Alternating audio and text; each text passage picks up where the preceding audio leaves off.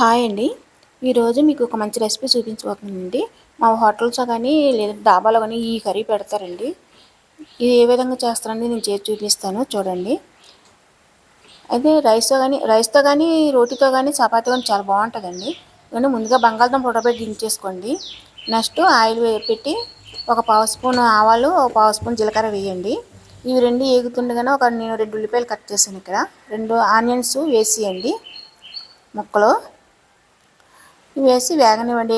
అల్లం వెల్లుల్లి paste 1 spoon, తర్వాత ఒక టమాటా, కొద్దిగా సాల్ట్, నెక్స్ట్ కొద్దిగా పసుపు, తర్వాత కారం. ఇలాగ అన్నీ ఒకదాని ఒకటి వేయండి. మీకు మీ టేస్ట్ని పెట్టి మీరు ఉప్పు కారం వేసుకోండి. నెక్స్ట్ తడికారం అండి. ఈ కారం ఎలా చేసానని నేను చూపిస్తాను, చేసి పెడతానండి. అది ఒక చార్ట్లోని. అయితే తర్వాత గరం మసాలా అండి. ఇంకా బంగాళదుంపలు ఒలిచేసి అంటే తీసేసి ఇలా చిన్న ముక్కలుగా కట్ చేసుకొని వేసుకోవాలి. వేసుకున్నాక ఇలాగ 1 గ్లాస్ వాటర్ వేయండి. వేసిన తర్వాత ఇప్పుడు కొద్దిగా మూత పెట్టండి సిమ్లో పెట్టి.